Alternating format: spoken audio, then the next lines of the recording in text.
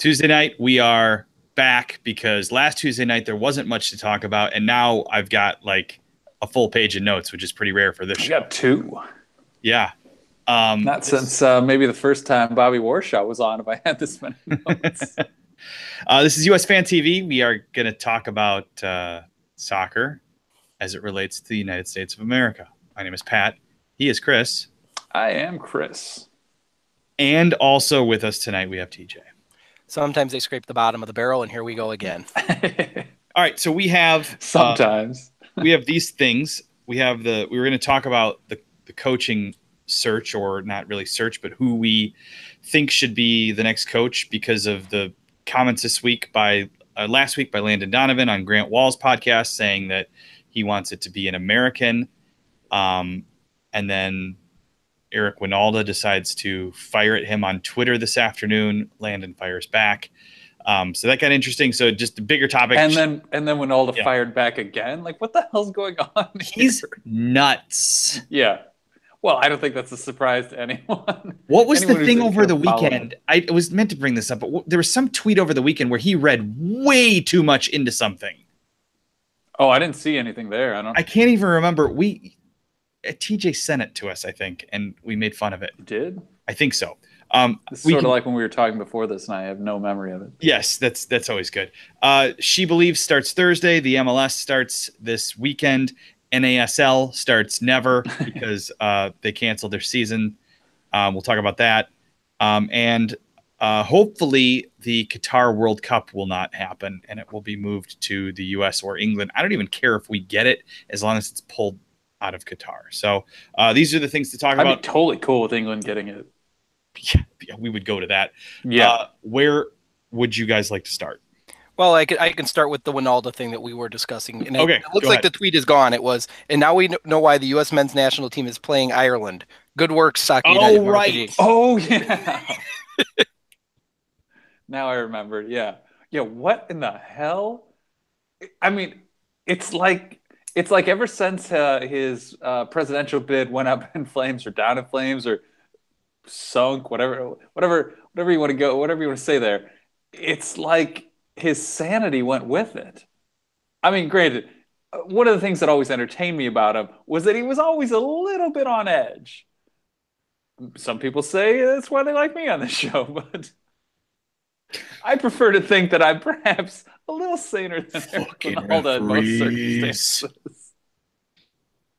So segueing to more Twitter insanity, today he was saying that Landon's comments that he thinks the next U.S. coach should be American because they're better at understanding the American trials and tribulations in this sport.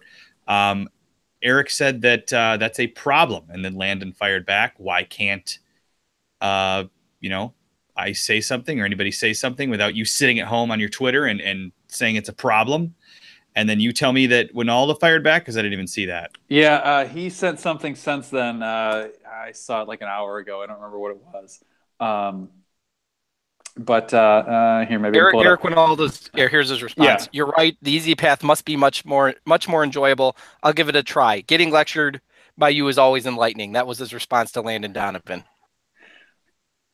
Did these guys not like each other going back into the past? I mean, Wynalda's not one to pull any punches when he makes comments about players. And I can't remember some of the things he used to say, like when he did that second version of Fox Football Phone In. But at the same time, generally the kind of, public face of U.S. soccer has been pretty supportive of each other. There's been some maybe shots fired back and forth between like the men's team and the women's team. But generally, players don't really bash other players. Even past their days. I mean, we just got over talking about how we were surprised to see Cameron coming out and blasting Arena. Well, I mean, these are unprecedented times for us, but one of the reasons may be on that same Grant Wall podcast, he asked who Landon would have liked to have seen or who he was backing, and he mentioned 4 names, and one of them was not. He said Kyle would do a good job. He said Kathy Carter, Carlos Cordero, and Steve Gans. He said reached out and was intelligent. Well, and we've beaten that Yeah. that horse to death many times over, but it's a simple fact that the Athletes Council wanted nothing to do with Eric Wynalda or Hope Yeah, Sol or Hope Sol. And back to that premise, that's telling to where they thought Eric Wynalda is and where he's gone since then, which is completely off the reservation. He's off in the wilderness, doing something. I'm well, not I really think sure there's what, kind of a smoking a shit ton of reason stuff. why everywhere Wynalda ends up, it's either a short tenure or like something sort of goes up in flames. I my guess is he's just not an easy personality to get along with, which kind of stands to reason based on everything we've known of him for the last 25 years. Yeah. Sandra's asking about the Qatar World Cup. Another worker died. So there's been At least that we know of. yeah. So there's been a renewed push, and there's who was reporting it because I'm trying to find it. It's coming out of Saudi Arabia that like a bunch of Saudi Arabians have spoken about it, which has then turned into news kind of all over. So that's gotten it, leaked. It's gone big in England because of that. But everything I've seen traces back to Saudi Arabia. That like their minister of sport or something has come out to speak against it and has said that I think that's where the I'm trying to see if I wrote it down. Alex is saying that it doesn't FIFA's look like already I did, shooting it down. FIFA's not going to do this on its own. It would have to be taken from it somehow. What they said was that what this like minister of sport or whatever it was said was that there may be, and actually I've seen other stories that have said FIFA may have a vote of some kind this summer, but that Gianni, not yet indicted Infantino, wants a unanimous vote if they're going to do anything like that. Now, good luck getting a unanimous vote in FIFA, short of all the votes have been purchased. So I think that says really what he wants to happen is that they're going to do nothing. But this is all going back to the fact that essentially every country in the Middle East cut diplomatic ties with Qatar in the last 6 months, 9 months, whatever it's been. Maybe it started last summer. I can't exactly remember when they started doing it, but like at least certainly all the like big name countries, all the powerful countries in the Middle East cut diplomatic ties. They all essentially hate Qatar right now, and they're all blaming Qatar for supporting terrorism. So they've got everyone in their region against them and pressuring them to give this up. I know back in, I don't know, June or maybe it was October, sometime kind of 6 to 9 months ago, there was a guy from, I don't remember now if it was Qatar, if it was maybe UAE, said that basically if Qatar gave up the World Cup, all of these diplomatic problems would go away. Everyone would drop them. They just don't want this happening. They don't want Qatar getting this, and everyone in the region is going to stand up to it. So some of that is simply the Middle East and, political issues there fighting this. But, I wonder a little bit, does the fact that it's other countries within that region pushing it make this more likely that there's going to be a change? Well, that's a fascinating question. The only thing that gave me any sort of thought that there could be some potential to it is the two sources or the two places they named as replacement potentials were the United States and the United Kingdom, which are probably the only places that could hold it with very minimal notice. Maybe Germany as a third. I would put Germany in there and probably like Japan, but both of them have hosted one in the last 16 years. Right, but you'd still have to have the infrastructure ready to do it on relatively short notice. And that's why, like I said, the United States, you could pick it up tomorrow, drop it here, and they have the infrastructure within the cities that would be hosting it, the stadiums, everything. Security, hotel rooms, whatever. That was right, and like I said, maybe the UK as well. I'm not even sure they have enough supersized stadiums that they can use to do that, but it's interesting though how that would play out with the United States involvement, considering they have a massive base in Qatar. Maybe. But in theory, politics isn't supposed to play a part in your World Football Association. So in theory, this shouldn't happen. Having said that, that's pretty much what's behind all of the rest of the Middle East fighting them. So I don't know. I mean, my take is that FIFA is not going to give this up because the votes have been bought and paid for. Having said that, if there were new votes that could be bought and paid for, I think FIFA might find a way to maybe change its opinion. Oh, wait. There's a new chance to make money? Oh, well, there's a new 10-year-old who can be sent $2 million as a quiet bribe? Yeah, it's odd to me that with as obvious as the corruption was that got Russia a World Cup, that no one said anything, and we're now like, a few months away from it happening. And that uproar kind of died, but we're now back on the Qatar thing. Even after they accepted that, oh yeah, it's going to start in November, that all got through, and now we're like, well, maybe we these should stories rethink continue this. to come up. I don't see it actually moving. So I'd be surprised. It'd be nice to wrestle that thing away, but it's not going to happen. It's going to be there. I mean, the nice thing, I guess, is that this is definitely well, it's got the Middle East moving on it, but now it's also going to have England's FA moving. So there is some real power and some I don't know, some media oversight, because you're definitely going to get coverage in England. So there is some the possibility that maybe some things actually are discussed or played out kind of in front of the public. So maybe there's something more on the up and up here that occurs. Along those same lines, and I don't want to go down this road too much, but it's something I've wondered about. Since the change since President Trump took office and Jeff Sessions became the AG, I haven't heard a single word about what the Department of Justice is doing with FIFA. Did it go away? Well, Loretta Lynch no longer works there, right? Right. So, but all these people there had been working on it to that point, and then I haven't heard a single thing about it. So maybe it's just all going to quietly go away. Maybe it's not a priority anymore, and all those bastards in Switzerland get off the hook, and that is why you probably heard Sepp Blatter opening his fat mouth earlier this week, saying that Morocco should get the World Cup in 2026 instead of the Canadian, U.S., Mexico bid. Well, and that's to me the question on that is, does little Joey Blatter still have any sort of pull within FIFA?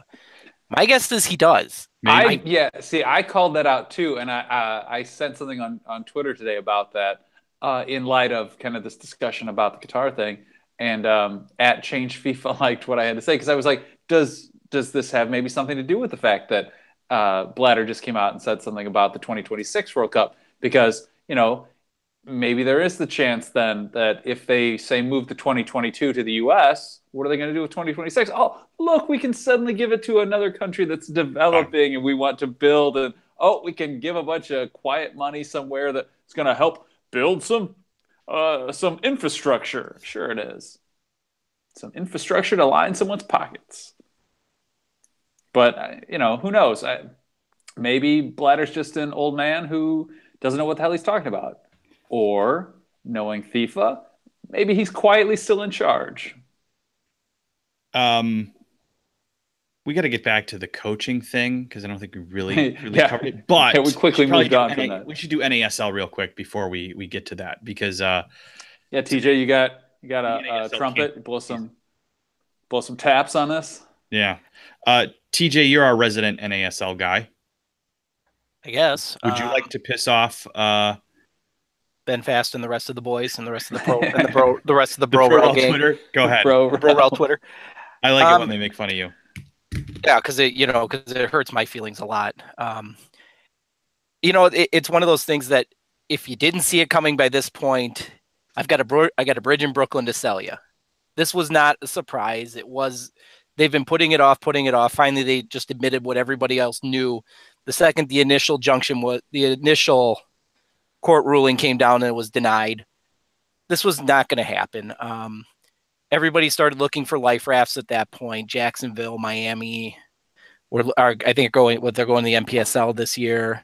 Now San Diego will go to the USL next year.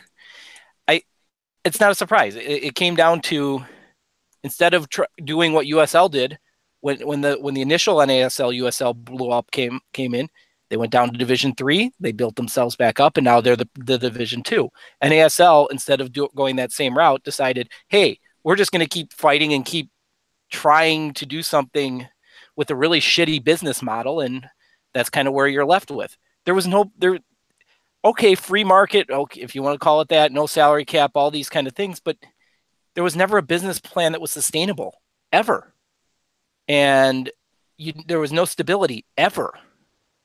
The only thing that makes me sad about it is that, in theory, there's 8 teams that are no longer in existence. That's a lot. That's a bunch of soccer jobs that are not there anymore. Beyond just the team, the front office staffs, and so on and so forth, because of the egos of a bunch of dumbasses. So that's why, to me, I'm not sad to see it go. I think I wouldn't be surprised to see one of the other California teams possibly resurface. And other than San Diego, was the other one California United, I guess, or whatever? What was the one out of San Francisco? Yeah, I don't remember. There was the one that was in Orange County. You should have popped the ball behind you in symbolism. Yeah. I mean, it's the thing that kind of pisses me off, though. I mean, as shitty as the business model was, it was still killed because U.S. Soccer took away its Division II sanctioning, and they wanted to, Yeah. Did they take it away, or was NASL not making progress towards it? That's the. I mean, you could. I think there's an argument on both standard, sides. Yeah, but I mean, they're really.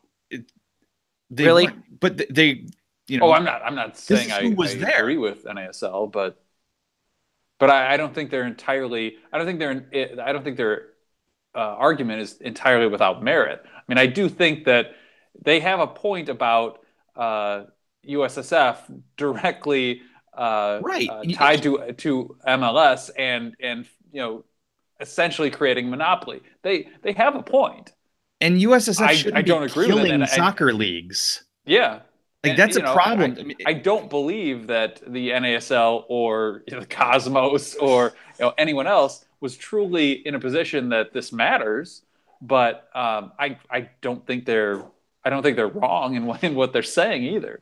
I do think there's perhaps a world in which kind of both sides have a point, or that there's something to be said on both sides. Well, and both sides are right or both sides are wrong. I don't know, but every time we've brought this up, I've always come back to one premise: is you want to take on MLS, you better have more money than God. Yeah, because their ownership does. The NASL didn't. I get it. Rocco and whatever his name is down in Miami, I forget his name off the top of my head. They were, Silva. They had money. They didn't have enough to take on MLS. That was the first premise. The other was, the pro league standards that were in existence for Division II. NASL was not really making progress towards it. There wasn't. Look at the Cosmos, which are supposed to be their flagship state team, never had stability. They finally seemed like last year this was the one year they might have was this past season when they played. And that's really your team best position to have it, yeah. But presumably best position to have it. Right, but it turned out to be mostly Cosmos and friends, and about 3 years ago, it seemed like there was a chance. It was coming off the year San Antonio won the NASL Cup. It seemed like there was a chance for them to actually set some inroads and be stable. And then they went off on this whole thing. We're going to take on MLS. We're going to take on MLS. We're going to take down MLS. And that wasn't going to happen. But the pro league standards, and that was what the courts ultimately said, is these pro league standards that NASL said, well, they hurt competition. They hurt their league. And the courts basically said, no, they make sure you have a league that is stable, and got told no. So now it's just going to be lawsuits that I guarantee will be settled quietly for an obscene amount of money, and the lawyers will make a shit ton of money, and that'll be about it. They said the loss of jobs all the way through sucks, but at the same time, NASL never was on as solid a footing as needed to be, and it's not MLS's fault. You know where you are, know your position, and build a better mousetrap. And that seems like what USL is doing. And if somebody's going to take on MLS eventually, USL seems like they would be a better position to do it because they're building a league that is a lot more stable than what the NASL saw. And ultimately, maybe what's that? How many teams is USL at now? 34? That's what I thought. Like that, you're at the point where they could almost split. Like we've talked about the They have poor man's pro rel, and essentially they kind of have. They have an East Division and a West Division that play all season, and then they don't face each other until we get to the Cup finals. And it looks like Chris disappeared. Look at that like he's frozen like deep in intense thought too. There he is. He's back. Okay, but yeah, but with the USL, it's they don't, the East and the West don't play until the USL Cup. You know, kind of what Major League Baseball used to do before interleague play. And yeah, I agree with you, Pat, that I think they're setting it up to have some kind of pro rel with their third division or their USL 3 or whatever they're going to call it. And maybe that's US Soccer's idea and they wanted an ASL out of the way. I don't know. But I mean, I just wish it was more and more. I don't think like a lot of the pro rel people on Twitter think, I don't think it's the fix to cure all of our problems with soccer in this country. But I want a open pyramid more and more. I think it would just be more interesting to watch. And then a guy, you know, like the owners of the Cosmos or Miami could actually spend money and try to work their way up and not spend money and throw their arms up in the air and go, well, I thought, you know, you guys wouldn't hold me down. Well, you knew what you were getting into this. But I would like a situation or a scenario where, you know, if Indy 11 wants to become a big club, they can. And they can work their way up and compete for an MLS Cup. That would be more entertaining, I think. It'd be more interesting. But right, but and as I keep coming back to the premise, the reason why I don't see it happening for at least any time soon is what drives money right now. Oh, is absolutely. TV, and it's all TV. It's really unrealistic to think that it'll happen. Yeah. Why would these guys give up what they have? Like, no. Oh, because it's better for everything, and that's why you can't have a real product unless you, yeah. But when you watch TV, European, you know, soccer around Europe on a Saturday morning, who do you see? You see Spurs, you see Arsenal lose, you see Man City, you see Man United, you know, you see Liverpool, you see Barcelona, you see Real Madrid, maybe occasionally Atletico Madrid, you see PSG. You know, AC Milan, Juventus. You included Arsenal in that group. Well, I said Arsenal because Arsenal's kind of become like the wrestling jobber, the one who's a big enough name that they get on but they never win like in the pay-per-views. They get to be in them, but they never, you know, they get their participation trophy. Hey, I got to wrestle at WrestleMania. I got my ass kicked, but I was there. That's what Arsenal's become. But Bayern Munich, but you know, and Dortmund, you don't see really. When's the last time NBC Sportsnet had like Watford and Swansea or something like that? Or Stoke and anybody? They do sometimes. NBC carries a lot of the games. Now they moved it to that stupid gold package, a lot of those games. Exactly. But especially at the end of the season, if there's a 6-pointer, NBC will show those. So, and I guarantee the ratings on them suck compared to even a doesn't matter anymore Arsenal playing for Europa. Probably. I mean, I would have to look to be sure, but yes, I think Arsenal, even as problematic as they are, does a way better number than a Swansea Stoke 6-pointer would at the end of the season or whatever. So at least here, you know, so you may have a point there. But kind of coming back to the stateside version of that, you lose Chicago, you lose New York, but in the United States, what drives in terms of professional sports? Teams that win, or New York and Los Angeles, and Chicago on occasion. How you sell a TV package is based on that's why there's a hockey team in Phoenix. So I'm surprised there isn't an MLS team there because there's a lot of people there. That's how you sell television. It's the number of eyeballs that you can put on and across the markets, because it's assumed that people within the markets are going to watch more than people in Idaho or whatever. And yeah, that's the reason. Two reasons why these guys don't want to get rid of it is because, one, they bought their way into it and they don't want to give up what's theirs, and they don't want to have to actually, some of them have to actually compete every year. And two, they don't want a situation if the ESPN contract comes up in 2 years and a Chicago or New York or Los Angeles is out of the league. That's really, really bad. Now, if there's multiple teams in each of those cities, as there are in New York and LA now, kind of helps cushion that blow. But yeah, that's one of the two factors. And then the biggest one, though, is that they're greedy and they don't want to give up what they have. That's how they got to the position they're in life, right or wrong. So should we talk about who's going to coach this team, the men's national team? We do need to get back to that, right? Yes. I guess real quick, MLS starts this weekend. I don't think we're going to get into it. We'll probably talk about it next week.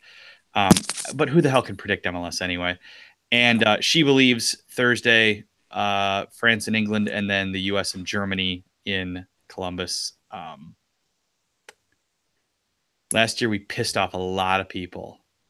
Well, we didn't even realize we did. I guess so long as we're to the She Believes Cup, I'm going to delay the coach thing even longer. I mean, I will note that hopefully they do play better than the last national team to play in Columbus, Harrison, and Orlando in that order, because that didn't go so well in the last year. That is true. Year and a half, whatever it was now. Yeah. Last year, if you don't remember, we did a show like we normally do where we talked about, we thought the women's team played like shit. We didn't give any credit to France because we were a U.S. show and we assumed that, the U.S. fans were watching us. And all of these France fans started commenting that, we didn't credit and all this. Detest. Fuck. So they're nothing but a bunch of surrender monkeys. Fuck France. They are the lowest ranked of the teams in the tournament. They have France, and they haven't. They've had a lot of draws lately. They haven't. They're not scoring a lot, but they have managed to at least not allow other teams to score a lot either. You'd think the U.S. is positioned to take this, but I don't know. We did bring a fair number of veterans to the roster: Julie Ertz, Kelly O'Hara, Crystal Dunn, Allie Long. Maybe you've heard of some of the others, like Alex Morgan, Kristen Press, Megan Rapinoe, or somebody named Carly Lloyd. But they've been so. I would say they've been up and down lately, but it seems to me most of their ups have been against terrible opponents. So I don't know that I'm putting a lot of faith in the team right now. Having said that, England's coming without their captain or assistant captain, both of whom are injured, or at least I shouldn't say coming without them, but at least won't have them until after they played the U.S. I think they're thinking at least 3 games or something like that. Germany's bringing a pretty strong team, and they've only lost twice in their last 12 games. But Carly Lloyd's sitting on 98 international goals. You got to think she's going to try and hit the century mark. So that could spell good news for the U.S. We'll see.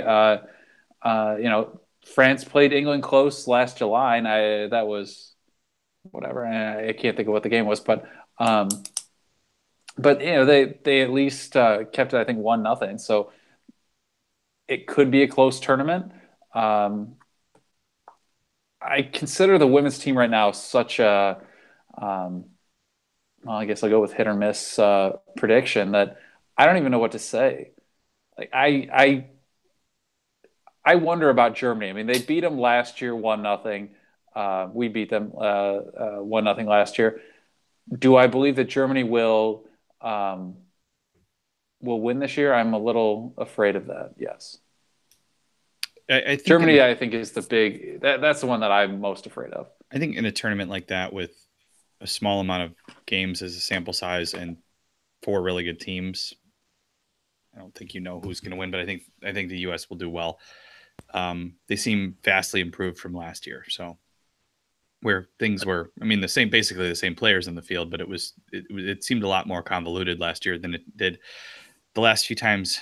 They looked pretty good against Denmark. So. All right. But no Hope Solo, so I'm a little disappointed in that. Yeah. Well, she might appear anyway. It's true. Surprise! The coaching search. We talked about this a little bit at the beginning of the show. First of all, do you guys agree with Landon that the next coach should be American? I could kind of see. I don't either, but I wouldn't be opposed to it. My simple answer is no. I mean, it's not like I'll say it's the worst thing in the world, and I understand some of what Donovan is saying. I don't think he's necessarily saying like, oh, it has to be an American because nobody else could possibly understand the Americans. I think that's a little bit taken out of context. No, and that's not what I listened to the show. That's not what he said. He's always very careful in what he says, and he's usually very aware of the possible meanings of what he said. So if he says something, you can generally be pretty secure that that's exactly how he meant it. In this case, I think they're cutting it down to such a small part of the interview that I think it does take it out of context. In reality, I think what he's saying is we have coaches that this would be a good step. It's a good way to help promote American coaches. And we have to basically, I think part of what he's saying is, look, we're never going to have the best coaches in the world if we never give coaches the opportunity to improve. Yeah. And part of that is they got to coach big games. Now, am I ready to say our national team should be the testing route? No. I do think some of the guys he brings up, like Greg Vanny and Berhalter, would be good choices. Like I think they'd be solid. I don't know. One of the issues I was thinking about it as I kind of thought about some of these guys, or like Caleb Porter, or some of the other names that come up out of like Peter Vermees, guys who have, maybe discounting Porter that I just mentioned, but the other guys all having history with the national team. They know what it takes to play Mexico, say. They have something that they can bring to this team that maybe we've lost, and that is some of the heart or some of the drive that you're representing, not just the U.S., but you need to play with a chip on your shoulder because the rest of the world doesn't respect you. The rest of the world doesn't think you're that good. Part of the reason we played over our heads for most of the last 20 years was that we were just more determined. I don't know, however, at this point, if our next generation of guys will be, if they won't perhaps be too accomplished to listen to somebody like, I don't know, Vanny or Berhalter or Vermees, who, great, yeah, you know what? You played back in the 90s when we sucked. I mean, Berhalter was later, but like, yeah, okay. Berhalter, like, he was a decent defender for us, but, we had better ones at the time. We've certainly had better ones since. You have to assume, probably, that in the future we will have better ones still. Will some of these guys be like, yeah, okay, I'm better than you? Do they have the, I don't know, the right gravitas or something to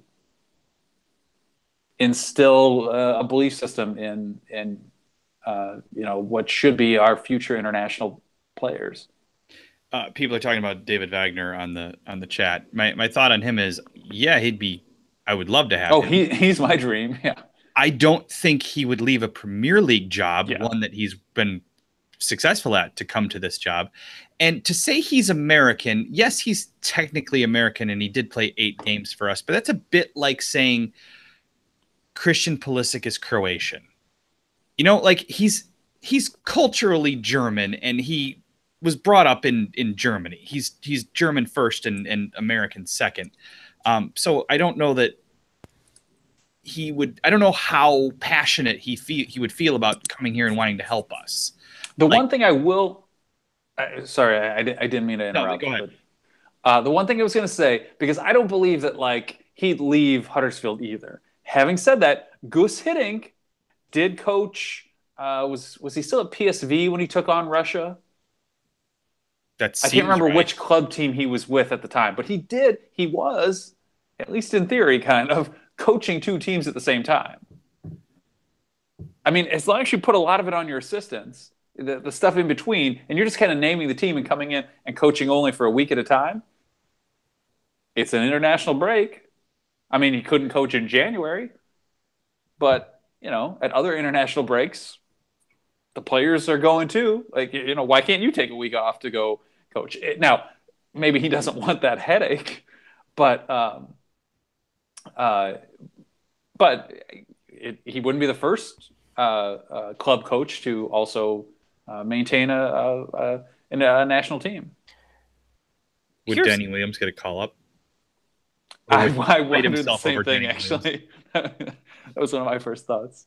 I guess my question with who's going to take over, like I said, Berhalter, Vanny, they're fine. Caleb Porter, they're fine.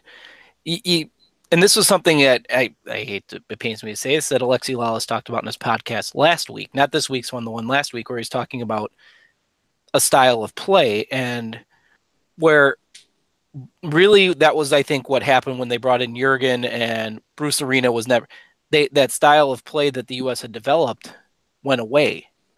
You need to find a style of play, and you need to find the players that are going to fit in that style of play. And you can't, and that's why I think Germany works as well as they do. Most of the teams that these guys come from have that same type of style of play. The U.S. doesn't have one really, that identity. Chris, you were talking about earlier, that gritty, in your face, we're going to outwork you and win games that way. And maybe muck it up, make it a bit of a shit show when we play against good teams, but that's how you can compete. So I think the key to whoever it is, and like I said, if you had to ask me out of that group that was mentioned, Wagner be outstanding. Wagner's not coming here. I just don't see it. I don't expect him to take it. I guess I'm playing a bit of a devil's advocate as I mentioned, like Hittink's role, or Hittink's acceptance of two jobs at the same time, as though so I'm suggesting it could be a possibility, but I don't believe it either. Of like MLS coaches, I'd kind of like Tata Martino. I mean, like, it's the guy who now presumably has an understanding of MLS, of the US. And come on, he's coached some teams that, while we can't match them in terms of skill by any means, I mean, in no time soon are we going to put a team out there that could match something like Argentina could create or Barcelona could create. But there's a style of play in both of those that, if we want to look at the future things we could do for the U.S., I do think this is the time to adopt big ideas, coaches, people who come with a plan, people who come with some kind of model to build on, and something to lead the development of the sport kind of across the country. You're not just taking on management of the national team. You are looking at the development of soccer across the U.S. And so I'd like to see someone with broader experience. Cesar asks about El Piojo. He was my third. I would like him, but I've never heard him speak English before. Do we know if he actually speaks English? I think that would need to be. I don't know. I think he'd probably have to speak English to take this job. Everything I've heard is his English is fine. Really? Him too. He's not leaving Club America, but then again, that's another thing, yeah. But then again, he could be. But Club America being Club America, he could be fired tomorrow. The way that works. So one of the things that got me in on him, because on the whole, I don't want to necessarily go back to the days where like the U.S. and Mexico have shared coaches, where like somebody has coached one of us and now goes on to coach the other. I mean, I guess they could have our cast-offs. I don't necessarily want theirs, even though I do think some of their recent cast-offs have not particularly been bad. I don't think Juan Carlos Osorio would. I would take Osorio. He would not be one. I wouldn't be displeased if he ended up coaching us either. But one of the things I like about Herrera is, because he is so vocal, I don't know, effervescent, perhaps you could say. Like, the dude's kind of nuts. Like, I like that. I have the feeling that he would help push that onto our players. It was sort of like I was saying about maybe some of the Americans, guys from like the '90s who could possibly be a coach. There is something about our style of play that we have lost. And while our skill, I think, has gotten better, our heart has gone away. Our drive, our, I don't know, excitement has dissipated. And I would like to see that come back. If nothing else, it makes the rest of the games more fun. Plus, playing Mexico and beating Mexico when you got guys who go nuts about it was way more fun. Jack mentioned on Twitter earlier that we should take Allardyce off Everton's hands. I think just because he wants to get Allardyce out of Everton. I did like that comment. That made me laugh. Would that be the same for you guys as taking Wenger out of Arsenal? Yes. Yeah. I would sacrifice Wenger to the national team to get him out of Arsenal. Well, I wouldn't, because he'd never leave. No, he might be fired. I mean, it's. I don't know. I mean, he would never leave the U.S., so he would just become a new problem, a new source of my hatred. There's no job in the world. People who follow me on Twitter might enjoy it if Arsene Wenger was out. He's lost 6 games this calendar year. Yeah. So he's become the Chris Combs of coaches. What's your point? I didn't lose that many games when I was coaching. I don't think you ever won that many games. I did, depending on my teams. So one season I was coaching 2 teams in the same league, so I couldn't help. So you won 2 games. Knowing you would draw them both. So let me ask you this: you think part of why they haven't even come close to addressing it? Everyone's like, oh, they need their technical director, GM, or whatever the hell you want to call it. Is they're waiting for the World Cup and waiting for? Yeah, you wait till August, man. You don't need to do this now. Yeah, I don't see the point right now. I mean, who cares what our results really are till August next month or in May and June or whenever. I can't remember what the dates are for like Ireland and France and stuff. Honestly, I'd rather wait until after the World Cup and see who's available. Maybe Yogi wants to come over. I mean, my fear is if you do it now, you've only got a handful of people who are available, period. If you do it before the World Cup, you've got either coaches who are looking for their next job wherever, somewhere in another country. And then afterwards, hey, there should be a lot of openings. National teams changing, and guys who didn't get the coaching job they wanted in some league somewhere else. Yeah, we'll see who we come up with. What about Eric Wynalda? Yeah, it'd be worse than like Jose Mourinho after the way he leaves things. Would Wynalda show up for training, or would he just do it via Skype?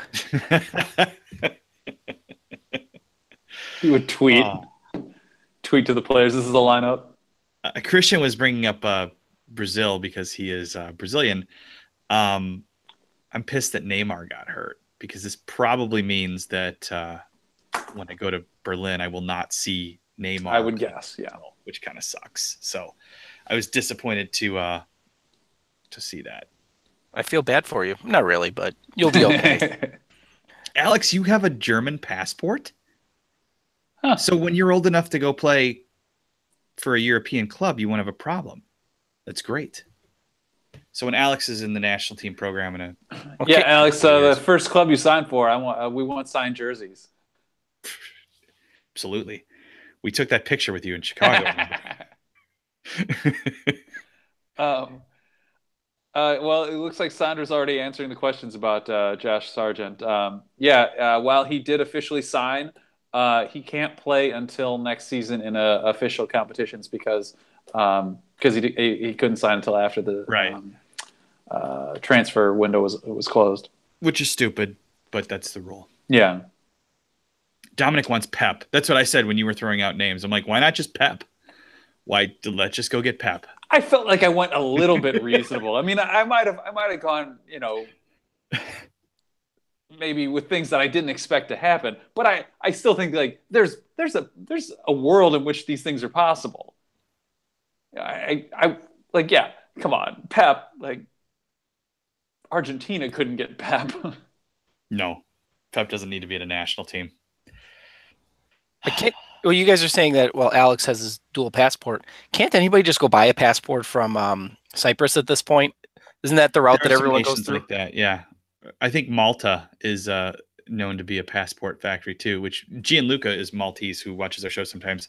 He can maybe shed some light on that. But yeah, there are some nations that are easier to get passports than others. If you want a Caribbean passport, there's lots of them that'll have you. But I don't know what good that does. Yeah, unless you're looking to hide your taxes or something. Have we covered it, boys? Is there anybody else? Any other big names that anybody wanted to? I mean, We could talk about Aaron Johansson sort of playing to his potential once again.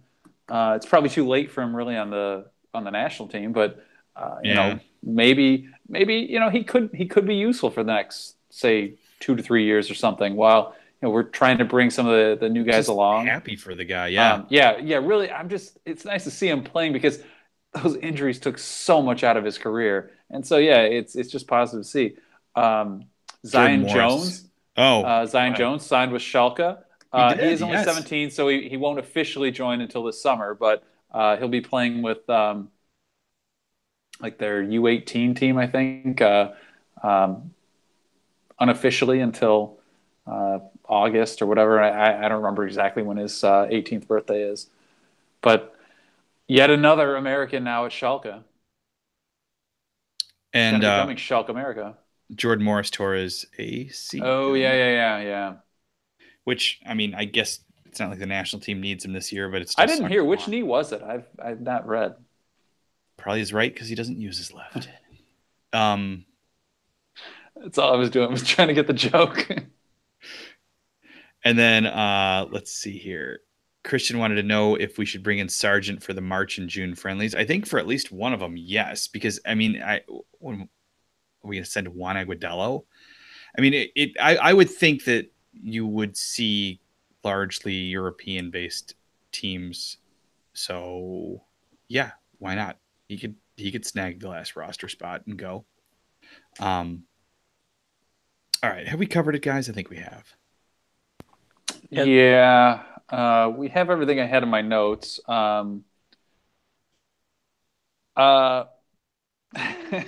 The young guy at PSG, that one Liberian dude's son. Zach, that Liberian dude is George Weah. Not only a Ballon d'Or winner, he's the president of Liberia now. Yeah, true. And also like probably the greatest African player of all time, but like one of it's probably in the best, like maybe top 20 players of all time. Like, the dude was amazing. Yeah, his son Tim. He continues to. I think he just signed an extension with PSG, but I don't see him making the field anytime soon if he ever really makes it there. It's hard to say when they're in such a buying mode right now or such a money mode. It's hard to see development happen for a 17-year or 18-year-old kid. I don't think it's the best move for him, but with his dad's history at the club, I think he probably got the shot there and got the deal there simply because of his name. All right, the website's USFanTV.com. We have all the social media. You know what they are. They're USFanTV. Oh yeah, Kenny Saif is playing really well. Yeah, Christian's right too. Sorry. Remember that 7 minutes we saw him? That was amazing. Yeah, it's mighty 7. But he is only like 24 now, so he could. I mean, he's still in the age group that we can use him. Hopefully, in the next 5 years. I still, as much as we talk about getting rid of all the old guys, at this point, I feel like as we get ready for the next cycle, beggars can't be choosers. I just want guys out there that don't suck and actually show up to play and actually aren't gutless. I don't care how fucking old they are. Just not be gutless. That's really the biggest thing for me too. But everything else comes after that. But that's it. I want you to want to play and win. So, like we talked about, maybe they did, but it did not look like it. All right, TJ, final words? Nah, Chris, you suck. I try. That's what I do. You guys are done. Thanks, everybody. All right, we'll see you next week. You're done.